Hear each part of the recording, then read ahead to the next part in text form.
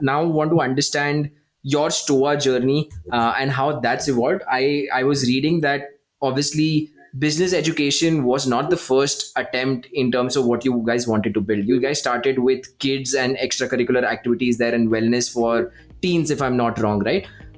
That to business education, what was the hypothesis? Why did you stop the other thing? Why did you get into this? What was the hypothesis back then? And how has that panned out?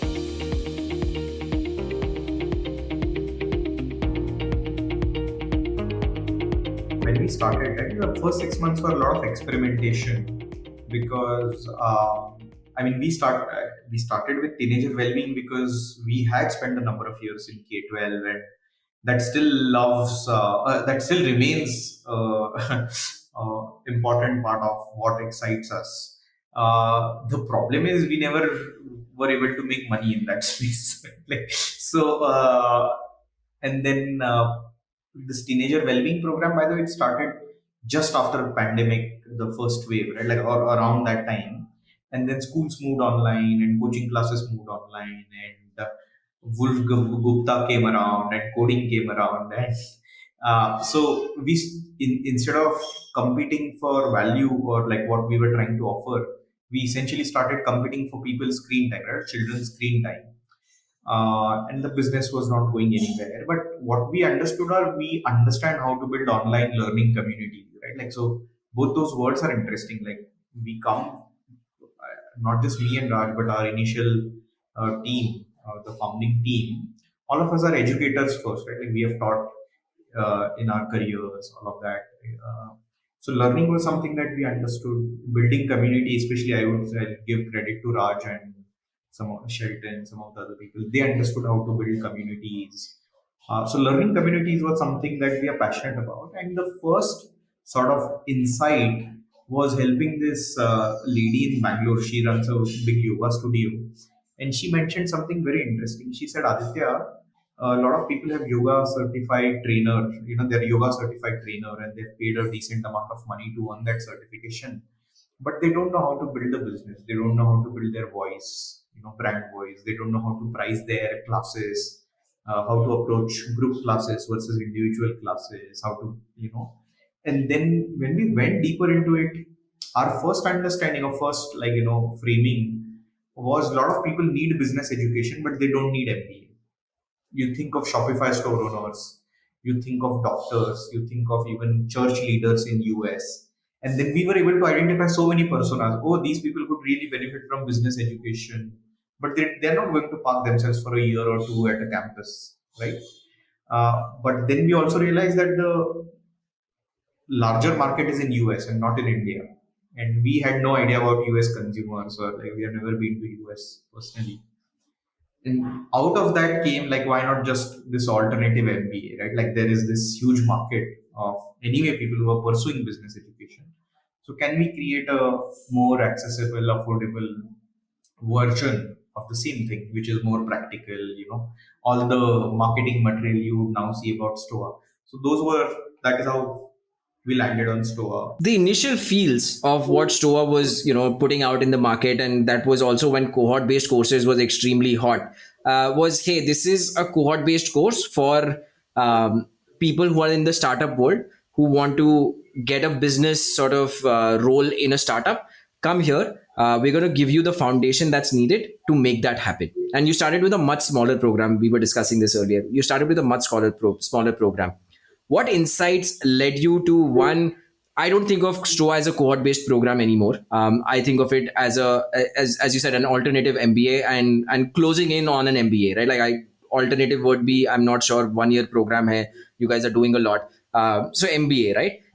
But a fundamentally different way of approaching MBA in terms of the curriculum itself, in terms of the people who are teaching, in terms of the focus on the jobs to be done, right? So take me through that process of evolution and what you guys are today in terms of who are you targeting, what are the jobs to be done that you guys are targeting, and some learnings that you've had along the way of building this. Okay, so see, when we started our cohort one, it was a cohort-based course, right? And by the way, CBC as a term came after we started our first program. In fact, Gagan, who happens to be an investor in Stoa, and Wes, they popularized the word. Back then, I mean, these were still called as learning communities and whatnot, right? And we started with a 25-person cohort. It was a 3-month program, and the format was taxing. So it was every single day, 8 p.m., 90 minutes, right? And we used to take a break on Sunday. But it was a very interesting, intense, fun. Like, a lot of things happened in that cohort one, which then sort of allowed us to keep building on the program. So, for example, one of the things we realized is we had these month-long teams, and those month-long teams had all the drama of a workplace by the time they were in their fourth week.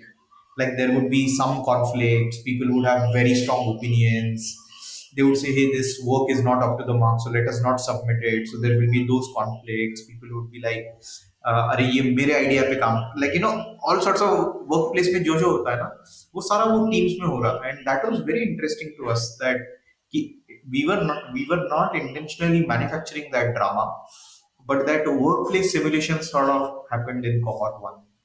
The other thing, we took a break for Christmas. I mean, we started the cohort in November, and we took a week long break in Christmas. And before Christmas, we had this Christmas Eve party. And that Zoom call went on overnight, right? Like, I think it started around 7, 8 o'clock, and people were chatting until 3 o'clock, 4 o'clock, 5 o'clock in the morning. And people basically talked there. They were not talking about कि अरे ये PMF है क्या या MVP. They were talking about their personal lives. And that was the first moment we realized that a lot of people who came for this, they're not only looking for, like, this business gyan and business education, they're also looking for this sense of community, sense of belonging, because they have been away from college for a while, right? Like, so these are working professionals. Of course, your friends from college, they have their own life paths, and so you're still looking for new friends if you're a 25, 27-year-old. So that was another insight. And then we realized that there is no breathing space within the program. And if you're doing class every single day at 8 p.m., like, there is no breathing space. Like, there is no time for people to digest, because we will do like a marketing 2 week sprint and then move on.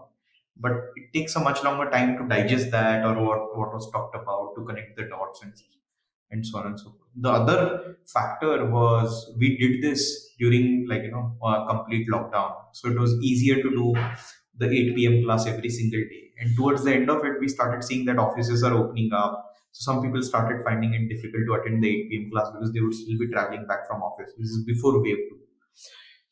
So we said, okay, I mean, we had taken money at that point for our cohort 2 as well as cohort 3 to run a 3-month program. And then we realized that, if offices open up, and, we need to do some more, we need these breathing space to networking community to happen. So we need a different format. And I think after that Christmas party, in fact, we had a conversation within the team, and we went back saying, hey, we'll have to probably extend the duration. We don't know what the duration will be. We probably have to make it weekend heavy because offices will open up, blah, blah, blah. And when we came back from the break, everybody was like, let's do this, right? Like, let's not do cohort 2, cohort 3 in the same format if we already believe that there is a better format out there. And then we went on a call with everybody who had paid us money for cohort 2, cohort 3, tried to convince them that we are going to do this longer program, and it is obviously going to cost more because, it will take more time, blah, blah, blah. And almost everybody was accommodating, and most of those people ended up joining our cohort 2. Then I think midway through cohort 2, we realized that we need some innovation in pedagogy, right? Like, this whole case method, like the way it happens in colleges, it's like 75% class, and the professor drives the case method, case, and that works beautifully. But what is the way we could do more of project based, peer based learning? So we created, I think, the first case. We brought in, we wrote our own case on Tata. And then that weekend was very beautiful because people worked for 24 hours on that case and presented the next day. And so then from cohort 3, we started doubling down on that.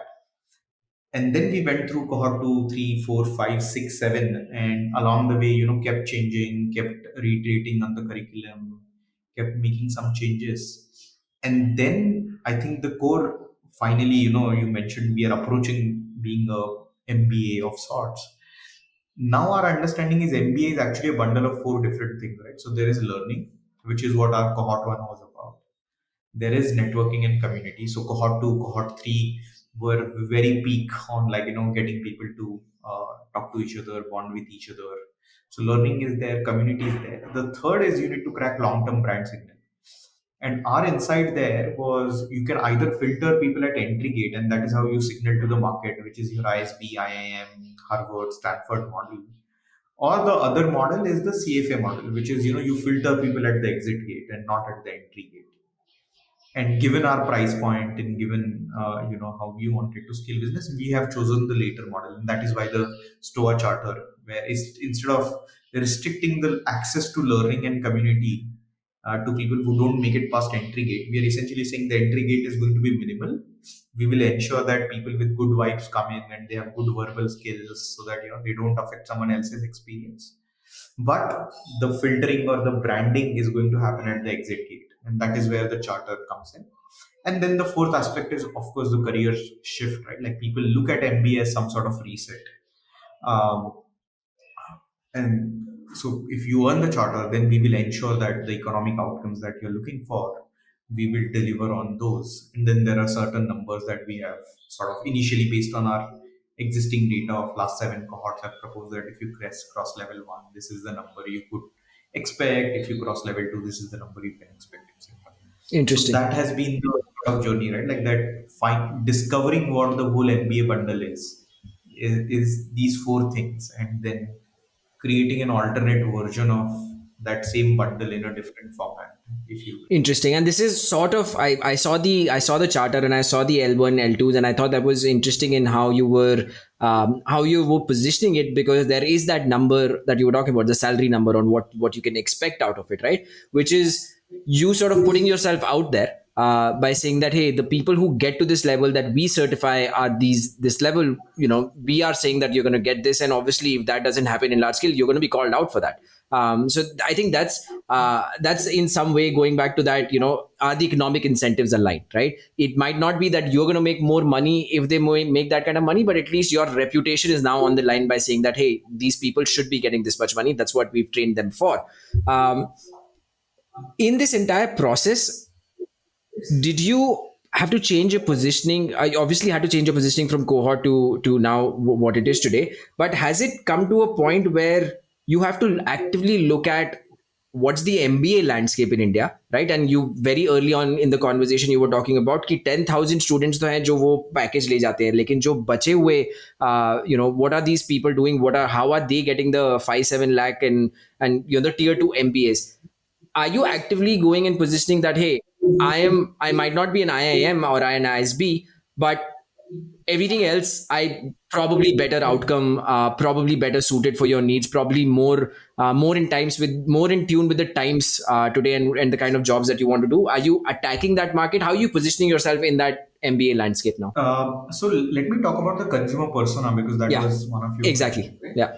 So, in fact, most people who pursue STOA don't have plans to do MBA, Hmm. but they have need, or they feel the need to do business education for multiple reasons, right? There is, of course, some sort of imposter syndrome. If you're already in a business role without MBA, you see people at your workplace using these innovation strategy, uh, you know, buzzwords, and you want to understand, like maybe I could also benefit from the education. So a lot of people who pursue STOA actually don't have full-time plans to do, plans to do MBA in the first place. And of course, that proportion as part of the cohort is changing. Today, we serve largely people between 22 to 27 years of experience, right? So these are not really freshers. Because the thing is, any fresher is, for or her, it is difficult to convince their parents to pay 3 lakh rupees, including GST, for a non-degree, non-diploma program. So we don't get the typical cat janta. We get people who have been in business roles for 3 years, 5 years, 7 years, in extreme cases, even 10 years, who feel that business education will make them a better professional. They are searching for a better opportunity. They are thinking through function switch, role switch, compensation, industry, all of that, right? And that is, in that sense, I would say we are much closer to an ISB audience who may not have that kind of money, or because I see ISB kind of offering is only ISB in India. The other option is US MBA, right?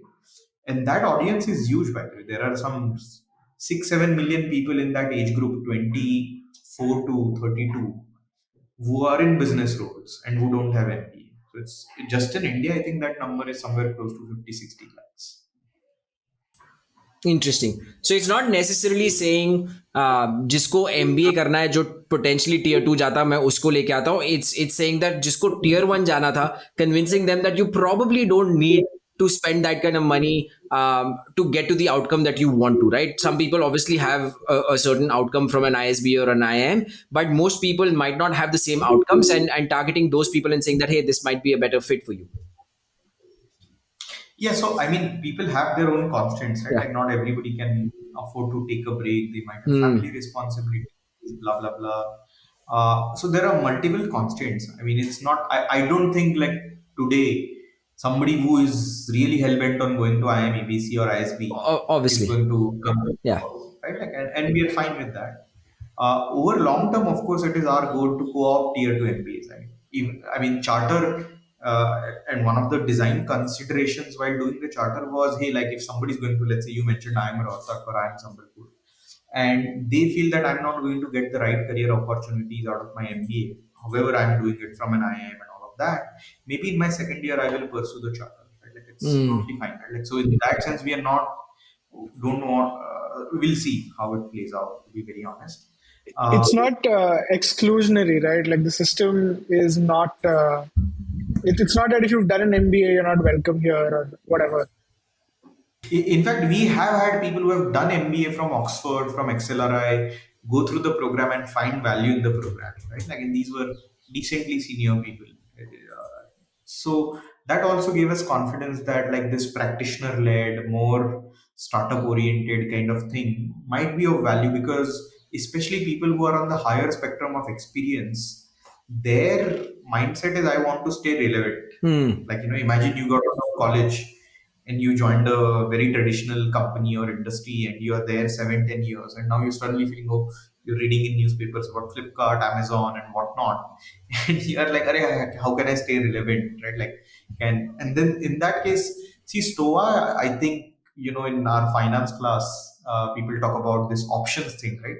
Stoa is a very beautiful option, essentially a call option on whether to do MBA or not for some people. Like we have realized this कि कुछ लोगों का ये है कि यार जाना है बाहर यूएस से एमबीए करना है 5 साल के एक्सपीरियंस के बाद बट अभी बीच में मैं 2 साल हो गया मेरा 3 साल हो गया तो स्टोआ कर लेता हूँ so ऐसा भी like so again that catch all right Yeah. like Yeah. Stoa is not like one single outcome even for this example you're talking about the compensation numbers at L1 L2 one of our biggest pain points has been that not enough people utilize our career services Hmm. that number has been stuck at 25 to 30% with each cohort Hmm. because if you have been to ISB or IIM you would know for you to qualify for the career part of it you need to do your resume you need to do your mocks there are you need to attend a bunch of PPTs and all of that right now the fact is within Stowe only 25% people even seriously do everything that we ask them to do to get career ready so बहुत catch all है मतलब it's very difficult to really pinpoint saying this is the exact person Hmm. I am this is the exact Interesting. outcome we are supposed to. Having said that I think charter has brought in another layer instead of focusing on the economic outcomes directly it is focusing on signaling about competence Yeah. right when we say something into product we are essentially vouching for that person's competence now whether that person makes that particular number all of that those are considerations we will know 9, 12 months from now. But what we are essentially saying through that L2 product or L2 marketing is we have taken this person through this training, we have seen them, we have dated them so that you can marry them in some way, right? And we are vouching for their competence. That L1, L2 charter is not that they attended the program, it's not a participation certificate it is a certification of competence and we have a process of basically saying whether we see this person as a competent and I think interestingly because we are a business ourselves it gives us certain I mean it gives us certain credibility to even make that judgment कि हम ही higher करेंगे या नहीं यार और मतलब that is the simplest criteria